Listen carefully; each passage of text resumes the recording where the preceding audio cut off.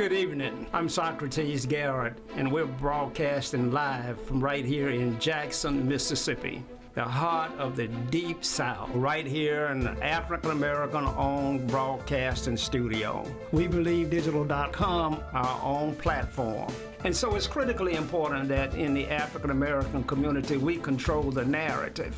I look forward to receiving opportunities to show and advertise your products for goods and services and to move your brand along in this community. We're broadcasting live on Facebook. When We Believe Digital Podcast, go to Roku and download our app, and We Believe Global, with shows like this to bring articulate, intelligent conversations and dialogue to our platform. So I'm here to continue sounding the alarm. This is how the South is going to rise again.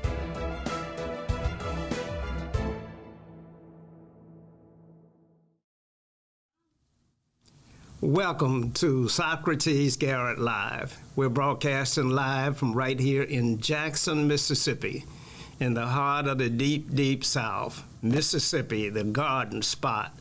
We're ideally located and situated 200 miles from every major city in the Southeast. We're 200 miles from Memphis, Tennessee, 200 miles from Birmingham, Alabama, 200 miles from Mobile, Alabama, 200 miles from Shreveport, Louisiana. So you see, we should be the transportation hub of the South. The mighty Pearl River runs down through the city limits of Jackson, Mississippi. Interstate I-20 and I-55 intersect right here in Jackson, Mississippi. So you have to ask the question, why is Mississippi last in most categories that are meaningful to a great quality of life? Why is it that we have the highest infant mortality rates among children? Why is it that we're the most obese state in the country? Why is it that we're last in education? Why is it that our healthcare agencies and our governor won't expand Medicaid in the state of Mississippi? Why? Our climate is great, the soil is fertile. What makes Mississippi be last? Why can't we be like Silicon Valley? Why can't we be like Stamford, Connecticut? Why don't we have CEOs of major corporations that are domiciled right here in Jackson, Mississippi? Why is it that Texas has more millionaires than any place else in the country? Why? That's the question. Now, you're watching us here on Facebook. Now, if you're watching us on Facebook, then we want you to share this program with your friends and family. We want you to send us stars. If you're watching us on YouTube at We Believe Digital Podcast, then we want you to subscribe to our program. Many exciting programs are housed right there on YouTube. If you're watching us on our very own platform, WeBelieveDigital.com, then we ask you to hit the donate button and enjoy the lineup of shows that are housed right there, where they will be archived forever, so that you can go back and see what was it like in 2023 for African Americans. Now, we want to make sure that our children and our grandchildren and our great-great-grandchildren have the opportunity to review this show and others 50 years from today, so that they'll be able to see exactly what we were talking about and how we felt about our accomplishments or the lack thereof. You see, the problem that I have as an African-American male is that I really don't know my history. I really don't know where I came from. I really don't know where my relatives are. I'm a man in America, but I don't share in all of the largesse of all of the great things of America. I'm not a great landowner. I don't have a yacht in the Mississippi Gulf Coast. I don't have all of the things that Americans consider to be near and dear to their quality of life. And part of that has got to do with the fact that I don't know my history. And you got to remember that he who enters the race far behind will remain far behind unless he runs faster than everyone else in the race. The likelihood of you running faster is not good. And so you are reconciled to a position that keeps you as a second-class citizen, a position that does not allow you to enjoy the fruits of this great nation. Make no mistake about it, America is the greatest experience that the world has ever known. Other countries envy us. All of the freedoms that we have, the ability to travel whenever we feel like it, to get up and get in your car and drive to Chicago. The ability to pursue your own dreams. You know, it is said that we enjoy the pursuit of happiness. Not necessarily, you're not guaranteed happiness in America, but you are endowed with certain inalienable rights, inclusive of the pursuit of happiness. And so we have this program because we're in pursuit of first-class citizenship and ultimately of a great quality of life that we know every American deserves and should have. Now, as always, my co-host is Dr. Eldridge Henderson, a man that is sought after all over this country as one of the great orators. He's speaking in many of your churches and institutions and your community organizations almost every week. And if you need a great speaker, then I'm going to ask him to give his identification, the ways that you can contact him a little bit later on. But I always like to say he's a man that was born on a plantation in the Mississippi Delta. And when you're born on a plantation, you're starting way behind. Imagine being born in Stanford, where your father was the CEO of major corporations, and as a boy you were running around through the offices and the ivory towers and the cars that were picking you up and carrying you out to lunch in fine places and going to all of the movies and the theaters and the fine restaurants and all of the sports activity. Imagine that if you were born on a plantation, what you had an opportunity to do and what you saw. Tremendously different. So Dr. Henderson, having been born on a plantation and now having risen to be Dr. Eldridge Henderson right here in Jackson, Mississippi, not only is he gifted and intelligent, book smart, but he's also street smart. He also has survival instincts that you develop when you live most of your life in fear. As a boy, growing up on a plantation, knowing that any day that the plantation owner could show up and take half of you and send you away and the other half send to the fields to work. Knowing that every year when you go to the country store to ask for enough rations to feed your family, large families, that you knew you were never going to get out of debt because you didn't keep the books.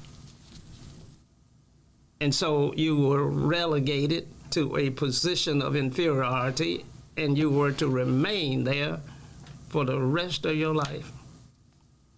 But Dr. Henderson did not remain there. And so he's sitting here with us today and we're going to talk about his humble beginning, how he managed to become Dr. Eldridge Henderson, and I want him to tell a little bit about how it was back in the day of his childhood and the days of his father's childhood, so that our children will know, because Mississippi does not teach Black History Month. The critical race theory is not taught in Mississippi. It's banned completely. And there are reasons for that, and we're going to get into that a little bit later on. But I want to turn now to my co-host, Dr. Eldridge Henderson, and say, Dr. Henderson, as always, it's good to see you, sir. Okay, thank you, Mr. Socrates. I'm very proud to be here. You know how it is when you have a cold and it's gradually getting better. I'm gradually getting better, and I'm ready to go. Ready to go. Well, let's jump right into it. I introduce you as a man born on a plantation, and we want to know what that was like for you, and we want to know what it was like with your father. Did you know your father and your grandfather? I mean, just tell us a little bit about how Eldridge Henderson got here. Well, it's very, very interesting, and I'm going to start with my father. Then I'm going to talk about his father and my grandfather's father. That's Okay. 4 generations. Okay. And I'm going to show you how we started, but I'm going to start with myself first. Ladies and gentlemen, when you're young and you don't know what's going on, and you are what I call segregated or contained in a community, and you never have any outside exposure to what's going on in society, you think you live in paradise. I was born in the mid-1940s in Mississippi. Believe it or not, I was born in the Delta, Mississippi. That's the big farming area, a lot of cotton up in there in that time. But in 2 weeks, my family moved to a place called Hinds County, Mississippi, down in the wooded area on a dirt road, way down in what we call the dog woods. No pavement, no rocks on the road, just dirt. On a plantation, in what we call a plantation house. And I was one of the most happiest young men in the world, because when I had a chance to get old enough to know about my future, I was told indirectly that, boy, you don't have anything to worry about. They called us boys back in those days. You're not going to have anything to worry about, nothing to worry about. Say one thing for certain, you're going to have a guaranteed good life. I can assure you. And this was the plantation owner talking directly to my father. If you stay with me, I'm not going to call my dad's name because he's still alive, but if you stay with me, I'm going to take care of you. I'm going to guarantee that you're going to have what you need. You're going to have a free house. You're going to have food when you need it. You're going to have a guaranteed job as long as you stay here, and you will never have to have any worry about money. Anytime you need some money, you can get it. You can come and see me. And you don't have to pay it back until about 6 months or a year from now. And if things don't work out, I'm still going to keep you if you just stay with me, because I'm concerned about you. Now, this plantation owner was not talking to me, but being a little old black youngster, I would listen to that kind of stuff, because my dad believed in work, and he had me out there and my brothers working when we were about 5 years of age on that plantation. Guaranteed housing, guaranteed money, guaranteed food, clothing and shelter. And that was my start, Mr. Socrates, at 5 years of age. Prior to school time, I was happy running around with no shoes on during the summer, because we couldn't use the shoes we had during the summer because they were the Sunday school and church school clothing and shoes. So when it got warm, we had to hit the bare earth. We had to be barefooted. That's what we called it during that time. No shoes. Couldn't afford them. So we would spread those toes out, hit those rocks when you go on the road. go out in the woods and hunt without shoes on, jumping over briars and everything, chasing rabbits down with sticks. They wouldn't let us have the rifle at the time. We were too young. And Mom had faith in us. When she would send us out to bring some food back, this is a historical fact. Before we would leave, she would get that stove wood and put it in the stove. And she would get some grease. And so we called it lard at that time, L-A-R-D, some old white grease, and put it in a skillet. And I noticed she'll be shaking a bag, had flour and pepper in it, and little stuff like that. And we had to go out and find some food. We called it, at that time, hunting rabbits. Hunting rabbits. We had to bring something back. True story. And we would go out there, and we would find a rabbit. And my dad was smart. He taught us how to get those rabbits because he wouldn't allow us to use the rifle. He had one weapon, an old rifle. He said, now, if you want a rabbit, son, this is what you all have to do. Now, you got the dog. So you let the dog jump the rabbit, which means he's going to stir up the bushes because the dog can smell where the nests were. There were a lot of nests all over the area out there in the woods. And the rabbit would jump up. And he would start running the rabbit, chasing the rabbit. And since I was good with a stick, he said, son, you stay right there where they jumped that rabbit. And my other brothers and neighbors run behind the rabbit with the dogs. And if he stops, you beat the bushes and make sure he doesn't get a chance to rest. You just stand there and wait. I guarantee you, in less than 30 minutes, he's going to come back to your area, and he's going to be running real slow. He's going to be scared, stressed out, and looking around. And that's when I want you to hit him with that stick and bring him home. And that's where I learned my precision skills. And every time we'll bring 2 or 3 rabbits home on a stick. And time we get there, Mr. Socrates, we knew exactly what to do. Go to that back porch, put that rabbit on a nail, skin him right quick, and gut him. And folks, that means you get your knife, take out the intestines, put him in a tub of water, rinse him up real good, cut him up, and take him in at a mama. By that time, we call her Mama Dear. By that time, that grease would be bubbling, because she knew we were going to bring something back. We know not to come home empty-handed. Put that rabbit in there, and by that time, we noticed she would have another skillet on the stove with flour in it, with water in it, and grease. And she might have a little onion there. And she would make gravy. She'd fry that rabbit, put that gravy on it, and if we were lucky, if it was close to Sunday, we would have some rice. And she would put that rice and gravy together and throw some of that good old rabbit in there. And most times we would have some cornbread that we made ourselves out of the corn that we raised, that we would take it to the mill and grind it up. And man, you ate with your hand. We had about 5 or 6 spoons and forks, but we couldn't use those until Sunday. We ate with our hands during those days until I turned to be about 15.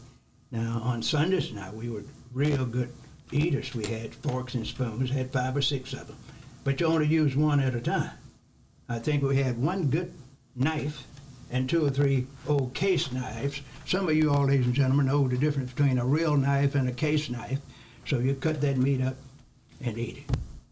Up until I was about 15 or 16, I thought I was in heaven because I never worried about food, never worried about shelter, didn't have to worry about a job, and my folks always was able to get some money to put clothes on our backs.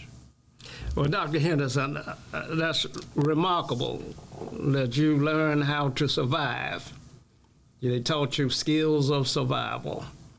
And so as an African-American boy, you could feed yourself.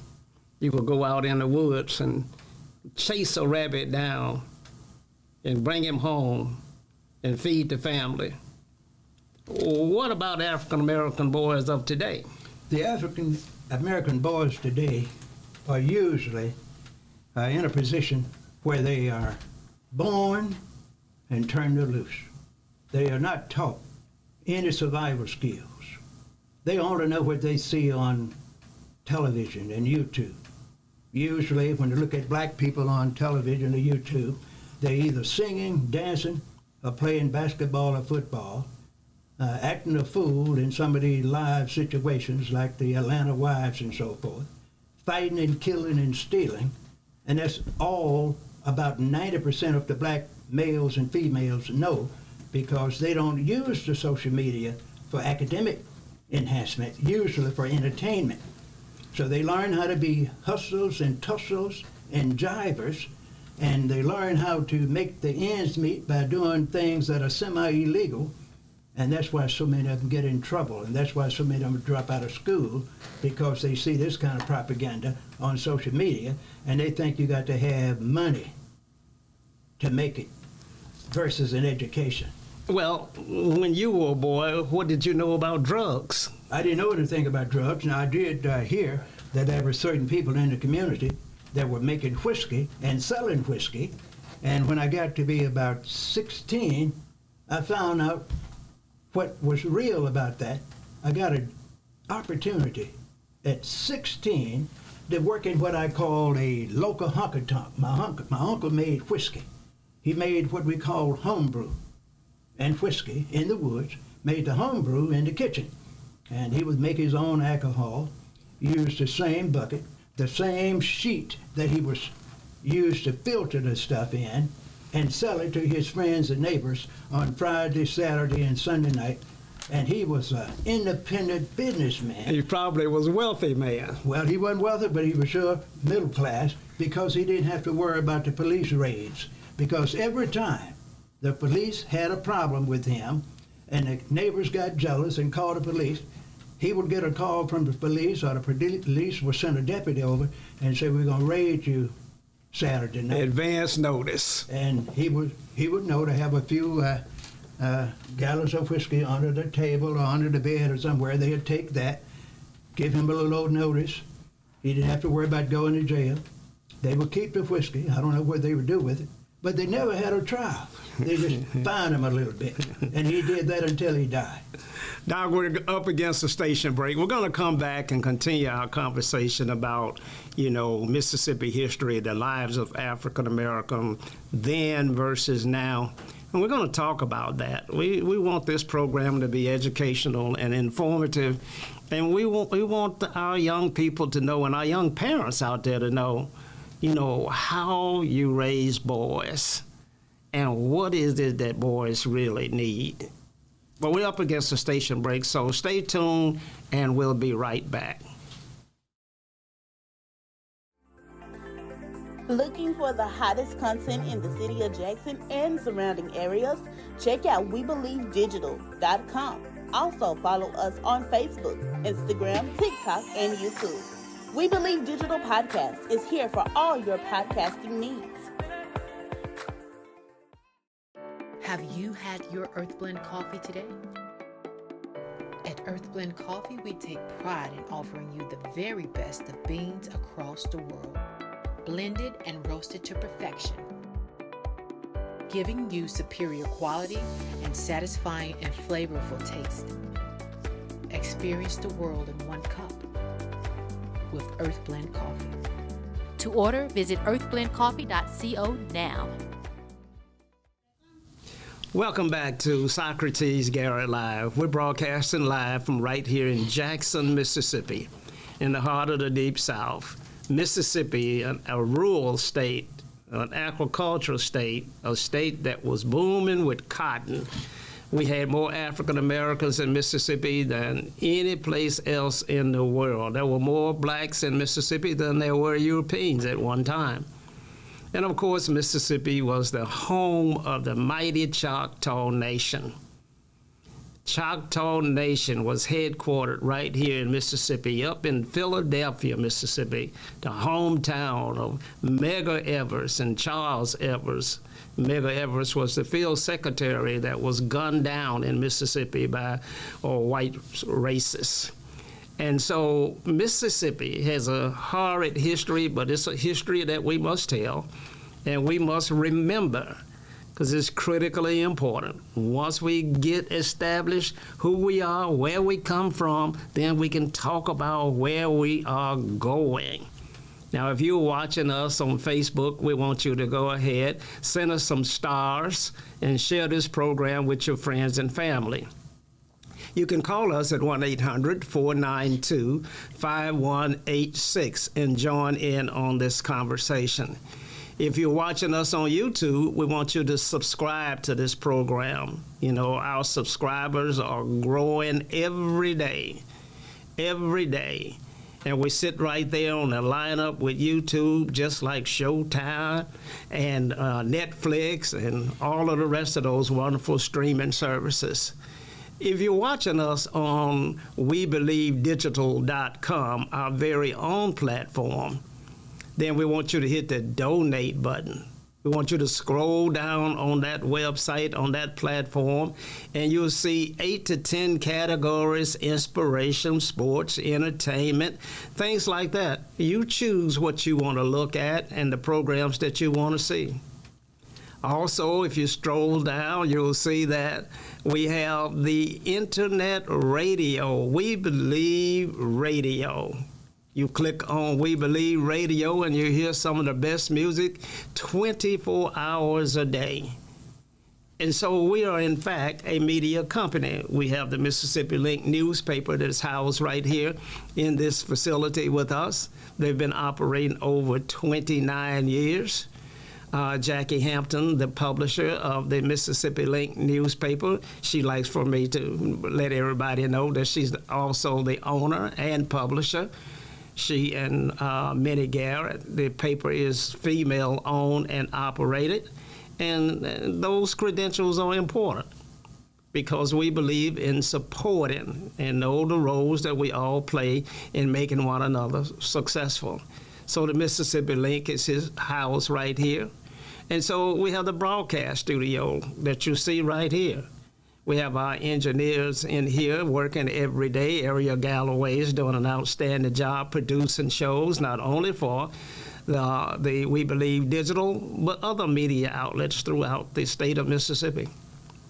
And so we have all of the ingredients of becoming a very powerful voice in America. We've been seen in over 139 countries all over the world. We Believe Digital. Log that name down. Your children will be talking about We Believe Digital just like they talk about CNN. You know, I remember when CNN first got started over there with Ted Turner and the guys over there, Bernard Shaw. Look what it has become today. I remember when it was just Bernard Shaw. He was on there 24 hours a day talking about the news. And so now they are a powerful media outlet that influences not only what happens in your local community, but influences what happens nationally. And so we intend to do that here with We Believe Digital as well. Now, we were talking about what it was like being an African-American male in Mississippi back in the early 40s and 50s and the late 30s. Now, Dr. Henderson has given you some concepts and ideas of what it was like for him as a boy. And so I'd like to share a little bit with you about how it was for me. We were a little bit different than Dr. Henderson, having had the luxury and the luck not to be born on the plantation. You see, you know, the luck of the draw is not fair. I was not born on a plantation. I was, in fact, born on land that my daddy owned. And so I had a different upbringing, but I was black. And so there was a saying in Mississippi back then and now that a Negro, and that's not exactly the word that was used, you will always be reminded that you are a Negro and you will be relegated to a second-class citizenship. I'm reminded of the fact that as a boy, when I was walking down the streets in Natchez, Mississippi, and in Canton, Mississippi, if white folk were coming down the sidewalk, I had to get off of the sidewalk and let them pass. I'm reminded that we had all of these drinking water signs, colored water. I'm reminded that as a boy at 9 years old, when Emmett Till was brutally murdered up in Money, Mississippi for allegedly whistling at a white woman. See, we couldn't even look at a white woman. One comedian once said that if you saw me with a white woman, he was holding her for the police. We had no desire. We knew that that was a death sentence just as certain as if you had been found guilty in a court of law and was being hung. We had, as a boy, I grew up understanding my place. So each morning we'd get up before day, and my mother would divide her children. There were 8 of us. She would send 6 of us out to pick cotton or chop cotton or whatever we were doing at the time. She would have one there cleaning up the house and one would stay and do the cooking. So we get up every morning and we'd have to milk the cows and we'd have to feed the hogs and we'd have to go to the fields and chop and pick cotton until about 7:30. So from 4:30 to 7:30 we were working. About 7:30, we had to come home, and everybody would get in that number 2 tub and bathe and clean yourself up, and your food would be waiting on the table. And we would all grab a biscuit and a piece of sausage, and we would walk to school. And so when I got to school, I had already worked for 2.5 hours prior to getting to school. After school, we'd come back. She'd take your little school clothes off and put on them brogans and send you back to the field where you worked till dark. We used to stay in the field so late until it would be lightning bugs was the only way that we could see, because Mother would make us stay there and work until dark. And we did that as a matter of routine every day. And when it was too wet to go to the farm, then we had to go to the woods and chop pulpwood and cut logs and butterbean poles. You see, back then for us, a garden was as large as the whole, was 5 or 6 Krogers. Children today don't have any idea where food comes from. But our garden was that long and that large, and so we had to plant those butterbean poles and make those vines run up those poles, and then we'd go out there and gather enough food from that garden and bring it in, and the females, the girls in the house, and Mom would do all of the canning. They knew how to preserve things, put them in those fruit jars that many of you have never seen, and seal it with those lids and those tops and put it in the closet for wintertime so that we'd have some fresh food. We'd go out and make absolute certain that we had enough of everything to eat, because we didn't go to town. We didn't have a town to go to. And so we grew up understanding our roles, and we understood that, we were being mistreated. We knew that we didn't have the opportunity to ride school buses and go to school and like other kids, but that was the price that we paid for a certain degree of independence. Now, I did a little hunting as well. Dr. Henderson talked about catching a rabbit with your bare feet, and I got to tell you, I could never do it. I saw it done. I had cousins that could flat outrun a rabbit and beat him down, catch him, and bring him to the house. The rabbit always got away from me. And so I wasn't able to do that. But here's the interesting thing about that. Today, if you see a rabbit, he won't even run from you. He'll just stand there and watch you. I see squirrels all over the place. As a boy, you couldn't find a squirrel. I would hunt all day long and didn't see a squirrel, nor a rabbit. Oh, they were hiding. But today, I have to stop my car to watch ducks go by on the natural trace. They just walk by. So much till not long ago here in Mississippi, a gentleman that had his house on a reservoir got mad at the ducks and he put them all in the barbecue pit. They fined him and almost sent him to jail, but he was tired of them messing all over his porch. And so things have changed. You know, it's amazing the survival instincts that everybody had then, including the animals, have all changed. The animals think that you need to feed them. I can't let no dog come in the house with me today. A dog's place was under the house, guarding the house, not sitting up in the house with me. We didn't allow that. And so life was tremendously different for us as a boy. And so, but there was one thing that was instilled, that you had to have self-pride and dignity, and you had to understand that you were God's creation and that you were valuable to your family and your society. You see, I thought my daddy actually turned the lights on in the skies at night.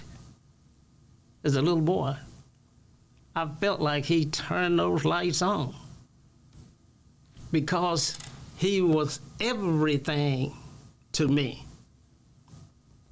As a little boy, I would follow behind him and I would try to jump in his footsteps. He had those big boots on and his gait was wide. It would be 3 feet between his steps.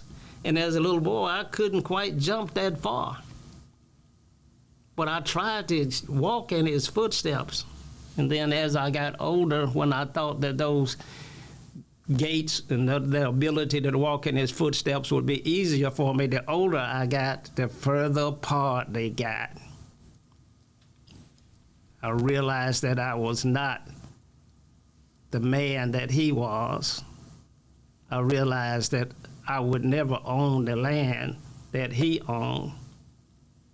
I realized that I would be relegated to a different position in life as a boy that was now becoming involved with different races. See, we were pretty much a closed society. I didn't see many white folk. If a white folk came in our community, we had the little white picket fence and the little white tires with flowers in them.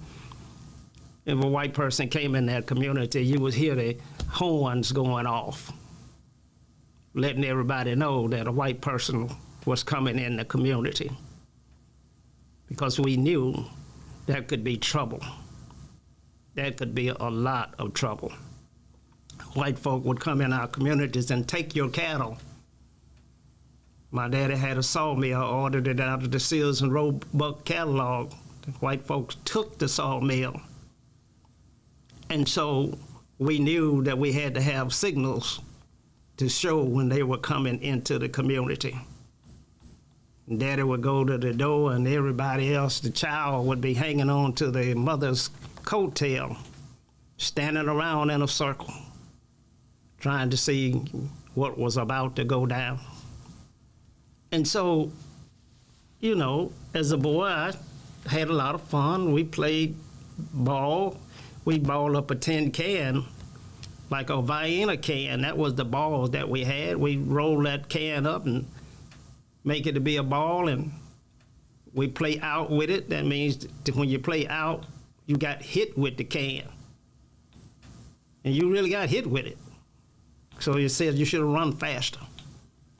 And so we found ways to entertain ourselves, swimming in the creeks. You know, we didn't run from moccasins. Moccasins ran from us. We jumped in the lake. He had to get out. Nowadays, snakes don't run from you no more. I had an uncle that was bitten at least 10 times by rattlesnakes. He never died. His body developed immunity to poison, to venom. When you got sick, they put you on some form of root tree. They would go out and cut some roots from certain trees and boil it all up and tell you to drink that. You'll be all right. I know I've taken a lot of time, and I'm going to make absolutely certain that Dr. Henderson comes back and wraps this show up a little bit later on, but I get a little bit emotional thinking about those days. Oh, but then I think about those beautiful black girls. How pretty, how beautiful they were. And Lord, mothers would have them in these things that they call chastity belts. Some of y'all might know it as girdles. And I don't care how you try to get you just couldn't get her out of that thing. And so, it was wonderful times playing on the church ground, looking for a girlfriend. And if a girl got pregnant back at that time, they sent her away. They sent her out of the community completely because her family was embarrassed. So she had to go to Chicago and live with somebody else and have her baby. And so those were some of the things that went on in Mississippi history. We're going to go to a station break. When we come back, we're going to ask Dr. Henderson to share with you so you will know what it was like for Mississippi black boys then. And we'll talk about them now even more. But I hope you can understand some of the things that our kids are missing, that they did not get. I hope you understand the fact that when I said that as a black boy, I thought my dad had turned the lights on in the sky, you gotta understand what that meant. You gotta understand how empowering that is to feel that way. 20 years later, you put a white doll and a black doll in a room of black children, and the little girls would choose a white doll every time. It wasn't like that for us. It wasn't like that for us. We understood that we were black and that we were bound together. We made our own food, created our own fun, and took care of our own elders. We're going to station break now, and after this, we'll be right back. Stay tuned. With so much going on day to day, we lose track of what's important. Sometimes we get lost, we lose ourselves, and we forget that our personal care is important. Self-care is checking in on our physical and mental health and making sure we are using and putting good things into our bodies. It's when we take time, real time, to connect ourselves back to a beautiful, healthier, happier you. Join me and an expert lineup of speakers on April 1st as we teach you the real meaning of self-care.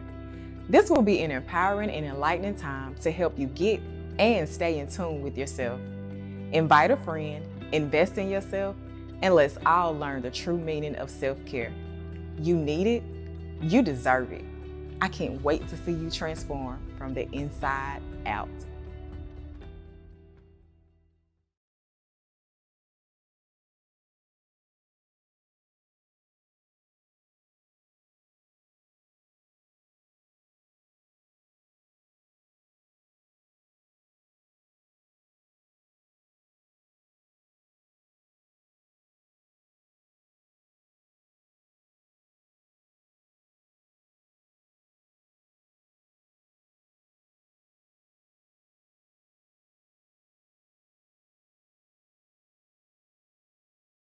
Socrates Garrett, NT.com. is a diversified firm specializing in recycled aggregates and crushed concrete. Socrates Garrett ENT.com's recycled materials provide the construction industry with significant economic and environmental benefits by recycling clean concrete rubble into M.Dot grade rock materials. Recycled aggregates and crushed concrete can be applied to driveways, road construction, bank protection, parking lots, general bulk fills, and more. For more information, please call 601-896-0084 or visit us online at SocratesGarrettENT.com. Welcome back to Socrates Garrett Live. We're broadcasting live from right here in Jackson, Mississippi in the We Believe Digital Broadcast Studio. We've been seen all over the world on Facebook. If you're watching us on Facebook, send us stars and share this program with your friends and family. If you're watching us on YouTube, go ahead and subscribe to the program. We need to increase our subscribers. If you're watching us on our very own platform, WeBelieveDigital.com, hit the donate button and scan through the platform and see all of the categories that are there with great articulate, intelligent content for you to view at your leisure. Also, you'll see We Believe Digital Radio. Listen to great music on our radio station, worldwide internet radio. But we've been talking about the lifestyle of African Americans in Mississippi as a boy, and I shared with you quite a bit of things that I experienced and how I felt as a black male in the early 40s and 50s. And my co-host, Dr. Henderson, has a rich history and has a lot of knowledge that needs to be shared with our viewers all over the world about how it was for black males in Mississippi. Dr. Henderson. Yes, sir. Well, I want to tell you, as far as I'm concerned, Mr. Socrates Garrett, you were born with a silver spoon in your mouth. Your dad had his own farm. He had his own sawmill. He was able to feed his family. Even though y'all had to work hard to do it, I didn't have that to worry about. All I had to work. Just work, boy. You'll be taken care of. Well, let me give you a real news story. Until I was about 18, I didn't worry about anything because I was told. So when you finish at that little elementary school down there in Orange Hill community, when you finish the 8th grade, boy, you don't have anything to worry about. Say, I'm going to give you a house. I'm going to give you a guaranteed job. You're going to make $2 a day, and all you got to do is bale hay, fix the fence, and do whatever we tell you. And when you turn 15, after you get out of this 8th grade, you will have your own house, and when you get seasoned in the area where they see you won't run off anything in your own house, I was told that I could go down to Raymond, Mississippi and get a used car, pick out any used car I want, because the plantation owner had friends that had a dealership down in Raymond, Mississippi, and I was going to go down and pick out me a used car when I turned 16. And since I already had a house set for me, when I turned about 16 and a half, I was going to go down the road there and get Miss Mary Jane's daughter and let her move with me, because most black people at that time had too many children. And believe it or not, you didn't have to get married during those times. We didn't know a lot about marriage. You just designated someone to come and move with you. Parents were glad to let them go, because there was somebody that didn't have to feed. They might have anywhere from 4 to 10 or 13 kids. Some had more than that. So I knew when I finished 8th grade, I had a job, house, and a possible wife. We call it today shacking. We didn't call it shacking then. You called it your wife, and you start a family. But something happened, Mr. Socrates. During the summer, when I finished 8th grade, I had that house set. I had that permanent job already set, and I was feeling good, because I knew I was going to be a man in a few months. I wanted to get away from home anyway. And something happened that changed my life. The county supervisors in Hinds County opened a black high school for black county students that couldn't afford to go to Jackson, to the 1 or 2 black high schools there. They put it in the county area, in an area called Clinton, Mississippi, And the new high school for blacks, the first one they had in that area, was called Sumner Hill High School. And my parents disappointed me seriously, very seriously disappointed me. They told me, you cannot take that house. You cannot take that job, boy. You're going to go to high school. What? Go to school? That ruined my life, I thought. So instead of going in that house and getting that wonderful job, making that $2 a day, and what I missed most was not getting that used car, I had to go to high school. And I started off in the 9th grade. And as the years passed, by the time I turned 18, I was about to finish high school, I had a new perspective on life. One day, I got a chance to go to a little town, it was a big town to me, called Jackson, Mississippi. And down on Ferris Street, that's where the black people would hang out. And every now and then I go to Ferris Street to look around and do a little shopping, as they call it. But a broke man can't do much shopping. And what scared me to death, got there, and they had a 4-way stop sign there with a red light. And I was with my mom. I remember this just like yesterday. And I saw all those cars coming in 4 different directions. I started hollering and grabbing my mom and holding on to her. What are we going to do about all these cars when they get together? See, I'd never seen a red light. And those cars stopped at the red light. They didn't hit each other. And as we walked around, we would go in stores, and all kind of businesses had black folks up in there. Movie theater, had black hotels on Ferris Street and in the area. Pharmacies, doctor's office, lawyer's office. And I said, doggone, how did they do that? And I started getting brainwashed again, saying, I don't think this plantation life is what I need to be doing. I need to be thinking about something else. And I thought about it. I talked to my dad about going to college when I finished high school. He said, son, that can't happen. I said, we can't afford it. I said, what? He asked, what did it cost? At the time, you could go to Jackson State, Tougaloo, or a place called Utica Institute.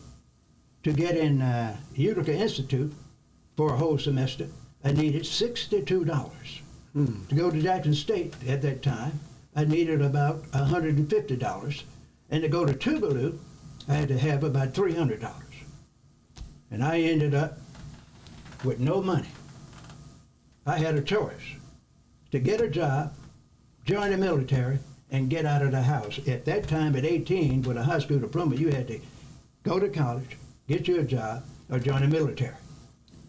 I had an uncle that lived in Vicksburg, Mississippi. One of the greatest men I know. This man heard that I had finished high school, the first one in the family to finish, and he told me, boy, if you come down here and work with me during the summer, I'm a bricklayer, and I'm real good. I got my training after World War II, and I don't have nothing but jobs. So when I leave my regular job, I work until dark on a part-time job and all day on Saturday. He said, if you would move with me and live with me and my wife, I'd pay you $2 an hour. Almost fell dead, $2 an hour. And I just left a few years ago with a job opportunity making $2 a day. He said, if you work with me, I'll pay you this summer $2 an hour, and you can go to college. Since I told you about the prices, so I made $2 an hour for about 2 months during the summer. And I had enough money doing the one summer session working for him, making $2 an hour. He let me live with him rent-free. No rent. His wife prepared food. And I had enough money in one summer to attend Utica Institute down in Utica, Mississippi, 2 years out of one summer. And I lived at home and rode the bus every day. That got me started. And when I was there, sir, I learned that there was nothing but opportunities throughout the world. At that time, Utica Institute, it wasn't Utica Junior College, it was Utica Institute, a private black school, had doctors, PhDs, people with master's degrees, black folks that were sharp. Some of them had attended what they call white universities, but they couldn't get jobs at white schools. So here you got a doctor in math or education teaching in a junior college. And I learned that there were some excellent opportunities out there. But being one that was ill-educated, I was not an honor student at the time. When I finished at that junior college, I didn't have good grades enough to get a scholarship. So there I was again, uneducated, broke. Finally got a little certificate from the junior college called a certificate or degree in general education. Now, what can you do with a general education degree and you still living at home and you expect to get on your own? So when I graduated, I didn't know what I was going to do 2 or 3 months before that date. And one day, one of my teachers called me in the office, and I just must tell you his name. I don't even think he's dead yet. He was such a great man, I'm just going to mention it. His name was Charles Holmes. He taught social studies at that time. That was back in the early 1960s. And he said, Eldridge, he called me Eldridge, say, you one of my better students. Say, man, I think you need to go to college. Say, I can get you over there at Jackson State. I said to myself, I know that's not possible. Because, man, I hear you have to have good grades. I hear you have to have a good ACT score. I did know about ACT. I know I took one, but nobody ever told me what I made, so I don't know whether I had a good grade or not in that. But I didn't have to worry about it. He said, I'll get you a job. And he picked up the phone, called someone at Jackson State, a man named Mr. Lane, L-A-N-E. And I heard one side of the conversation. Look, I have a good student in my office. He graduated from school. He needs a job, and I'm telling you, he is a good student, one of my best students. Can you give him a job? I could only hear what Mr. Holmes was saying. And then he'd listen, and he got through. Say, I done got you a job, Eldridge. Say, you go up there to Jackson State. You got a job. Man, that changed my life. I knew something was getting ready to happen, but I didn't know nothing about no senior college. I went up there, and that man talked to me. I filled out a little piece of paper. He gave me a job working in the flower garden. They had something called a greenhouse, and my job, along with other students, was to go and pick up the flowers when they had a program on campus. We had to go and put those nice flowers in those boxes and cans around the walls, so when they have a meeting or a convention, it'll look good. And that's where I got started. But being ignorant, I filled out a little piece of paper, worked during the summer, living in a dormitory, and about a month after school started, I started being concerned, Mr. Socrates. Now, this is a true story. I wanted to know why I wasn't going to class. I said, they haven't called me to go to class. And they had a man in the dormitory, they called him deans then, the dean of men. He is deceased now, but his name was Mr. Johnson. And I talked to Mr. Johnson about that. I said, I haven't been called to go to class. He said, when did you register? I said, I filled out some papers a long time ago. I found out there was an application for the little job I hadn't even registered, and they allowed me to live in the dormitory, anticipating that I would start school in September. You started in September during those days. And I was not even enrolled. And since I was doing my side hustle, I cut hair, and this man allowed me to live in the dormitory without being enrolled, which was against the rules at the time. He knew my situation at home, and he allowed me to cut his boy's hair once a week. And I just stayed in the dormitory until the next semester and got enrolled. See what happened when you stick with things, when the Lord is on your side, when you're totally not informed about anything, there's always somebody out there that'll help you. Well, Doc, I guarantee you that there's somebody out there that'll help you. There's also somebody out there that'll hurt you. Every time. And so I don't know if it's luck of the draw for you to have encountered those individuals, but many blacks that came from where you came from ended up in the swamplands, hung, dropped out, on street corners, homeless. And what did they do to deserve that? They really had a lack of knowledge about survival. They didn't have a future plan in their hearts and in their minds. Nor did I at the time. And briefly, we have a few minutes. I'm going to tell you why Mr. Holmes gave me that opportunity to attend college. Okay. It was because of my trickery. Since I was just a less than average student, a good old C minus, C plus every now and then, and in the hard courses, I was very fortunate. I made a D minus or a D plus. D now, not B, so I was able to pass along. But in Mr. Holmes' class, since I was totally worthless educationally, that man would come to class, Mr. Socrates, without notes and talk about history.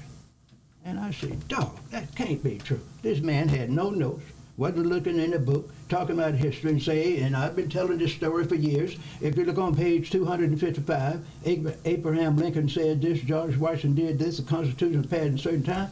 And since I was, I said, I don't believe that. I'll go home and read. I said, I'm going to catch him in a lie. So I would read and read. Never caught him in a lie, but at the thing, when he would be talking, every now and then I would answer a question. And that's the only course I made an A in, and he thought I was a good student. And that's where I got a chance to enroll at Jackson State. By having one good grade and the potential to do something as he would see in me in his mind. Well, Doc, I'm glad you ran into Mr. Holmes. Tell me a little bit about the conditions of young black males today, especially with 130 homicides in Jackson, Mississippi, primarily committed on black crime. How much crime did you have in your community versus what you see now? Well, we didn't have very much at all because we were sheltered. We had work. You didn't have time to go and do any killing and stealing. The only criminal activity we had were those type of criminal activities that were sanctioned by the white folks, selling whiskey, stealing a little bit, selling them the goods, and so you go to somebody's house and you steal something, you could sell it to the Caucasians in the community. You can go to his barn at night and steal stuff and sell it back to him, because the people that would operate the outside plantation stores were hired by the big people that owned the plantation, and they would let the black folks come in and steal stuff and sell it back to them. So they got their little salary, had the extra cotton or peanuts or corn, and they would sell that on the side up in Florida and other places. So all of them got rich except the black person. And a black person got caught, they knew they couldn't turn the white folks in. They had to go to jail or go to prison, those that got caught. And so black youth of today, those young people are in bad shape, sir. I thought I had a tough life. It's worse for those black kids. Doc, it is worse. It is worse for them today with all of the freedom that they enjoy and the privilege that they enjoy. But it's worse for them with privilege. Are we missing something here? We're missing a lot of stuff here. I'm going to use the word stuff. Yeah. Well, those black boys and girls now are in a very serious social situation. Most of them don't have fathers.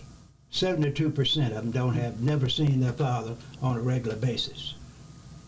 They were born out of wedlock in most cases, and those that were not, the mom had married a person, and if she married them, they were gone in 6 months or so. So the young boys raised without a father.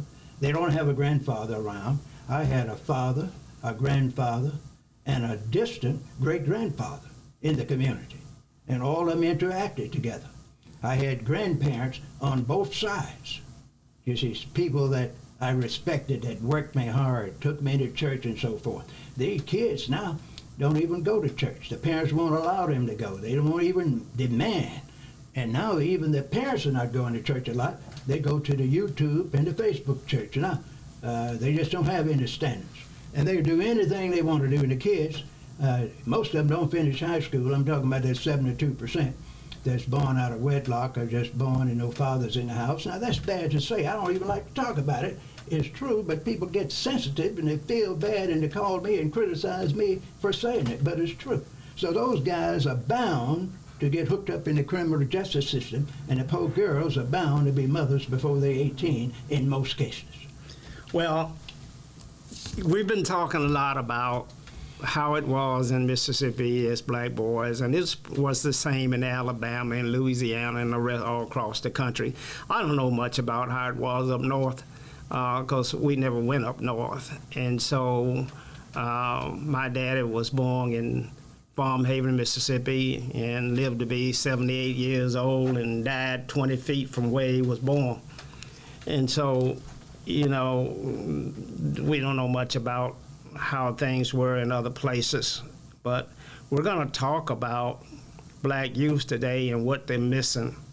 And we're going to talk about what is required for us to change the current trajectory on where our folk are headed. Too many of our folk are landing in jail, they're unemployed, broken families, and we're going to talk about how we're going to change that. And we can talk about it because we experienced a different feeling, and we know what it was like to have self-esteem. And so as these shows go on from week to week, we're going to continue to deal with the conditions of African Americans today versus yesterday, and what we must do to correct what we see happening here today. Dr. Henderson, your last words. Well, I want to thank you for this opportunity to work with you as a co-host.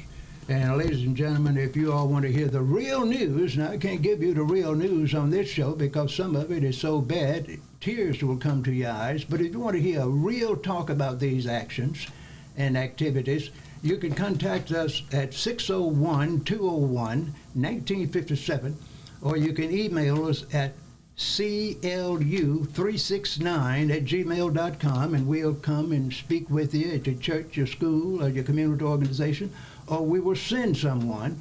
We love opportunity. We want to talk to you. And the good part about Mr. Secretary is what we do. We have solutions to every problem we address. And we teach people that you can change any human error if you have an action plan for success. And all you have to do is have a timeline and a guideline and start changing in your life in 30, 60, and 90 days, guaranteed. No matter how bad it is, no father in the house, no mother in the house, grandma raised you, whatever. You can start changing your life. When we talk about education and training and other topics, we tell you exactly how to solve that problem. And you can start in 30, 60, or 90 days. I hope you've enjoyed our show this evening. This has been Socrates Garrett Live. We come to you every Friday at 5 o'clock. Dr. Henderson and I look forward to visiting with you again next week. Stay safe and good evening.